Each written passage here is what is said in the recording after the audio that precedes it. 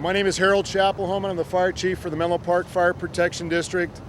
Just to recap for you today, at 7:54 we received a report that we had an aircraft into a utility distribution tower. Shortly thereafter we had a report that we had an explosion on Beach Street in the city of East Palo Alto around the 1100 block.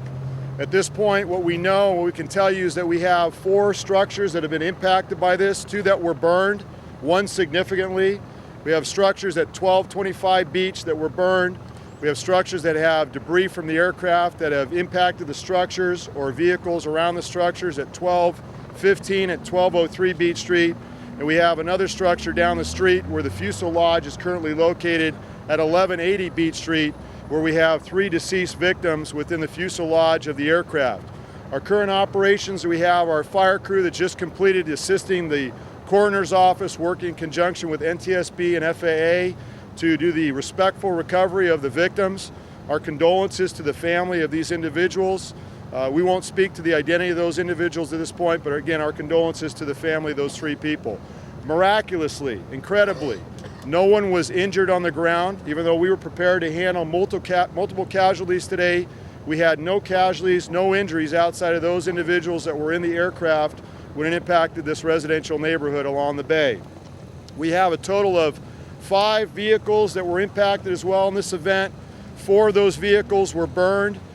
We have a motorhome that is another one of the vehicles that was impacted due to a collapsed carport, and another vehicle that's under that carport as well that will be a casualty of this event. Right now our operations, we're ramping down. We had been up as high as a 3rd alarm. We've ramped down to a couple companies at this point that will stay overnight, and we're working on sustained operations. We have our command center outside that we'll use to support both the police department, FAA, NTSB, and anyone else that needs support this evening. So if we need to go overnight with sustained operations, we can do so. So on behalf of the fire department, again, I'd like to thank everyone, I'd like to thank the community.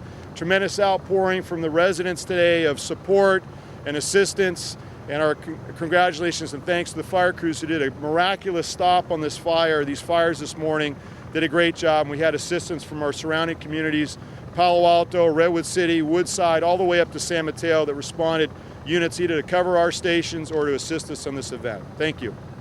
My comments are going to be very brief. You have most of the information you need.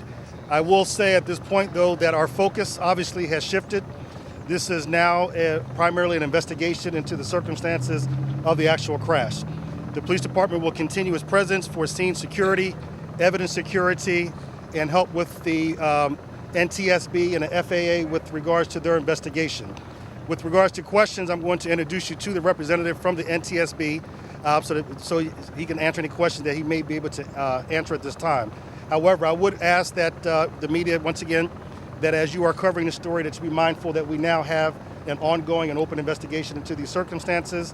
And we are not right now prepared to put out the names of the victims of the crash because we are still waiting for confirmation from the coroner's office. I know there's been a lot of information out there, but we cannot confirm it. We're probably hearing the same thing you are hearing.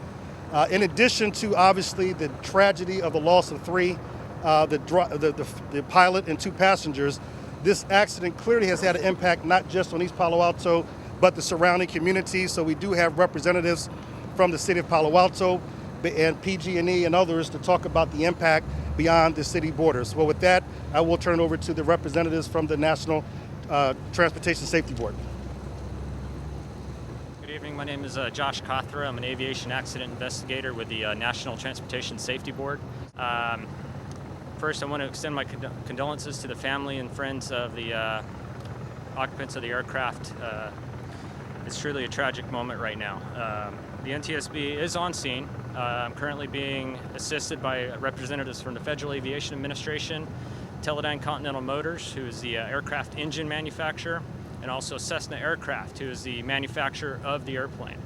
I can confirm this morning at about 7:54 Pacific Standard, a Cessna 310R twin-engine airplane departed Palo Alto Airport on an instrument flight rules flight plan to Hawthorne, California.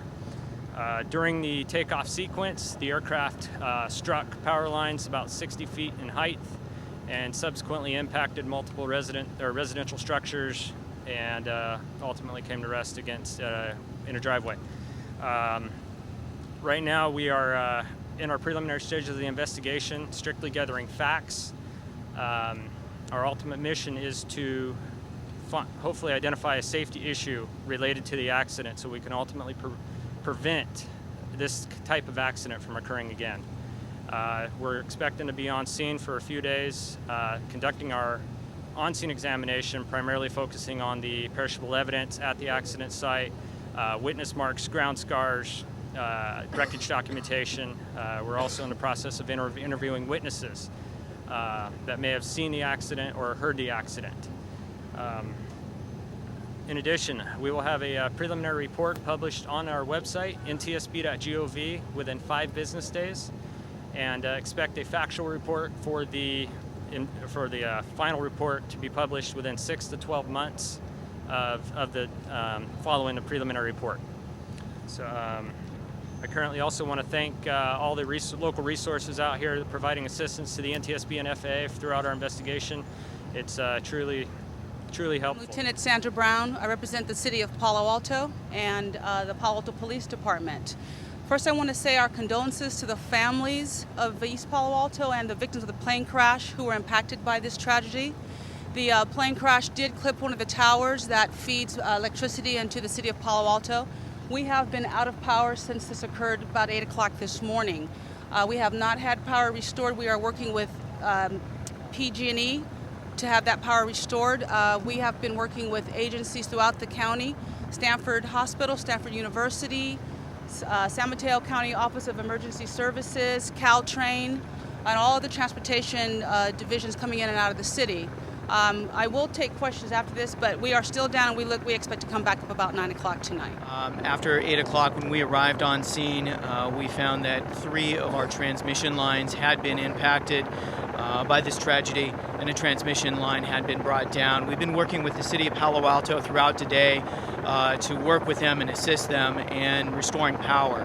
What our crews have been working on the scene since then to do is to engineer a temporary solution to feed power back into Palo Alto. These 3 transmission lines serve power directly to the city of Palo Alto. There's also been a small pocket of our customers affected here in East Palo Alto right around the crash site. We're in the process of restoring power now, and we hope to have most of the customers in Palo Alto restored by about 5:30 this evening, 5:30 to 6 o'clock this evening. What's your name? Joe Molica, MOL-ICA, spokesperson, PG&E.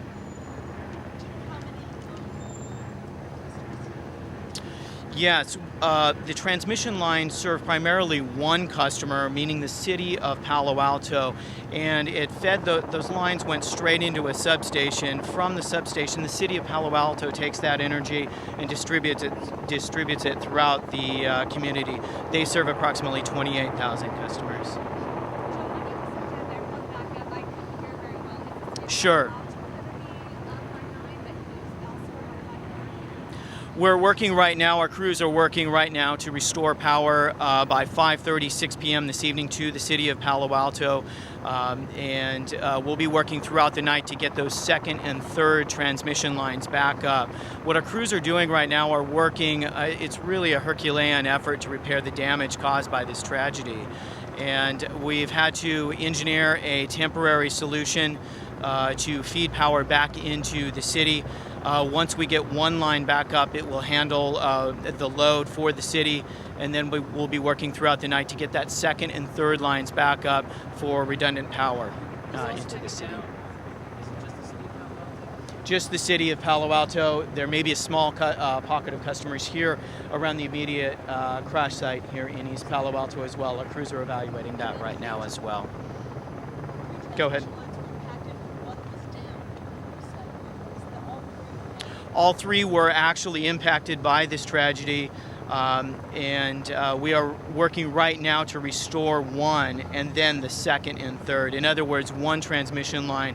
We're trying to get back up, first of all, do a temporary solution to get that back up so we can get power, get the lights back on for the folks in Palo Alto.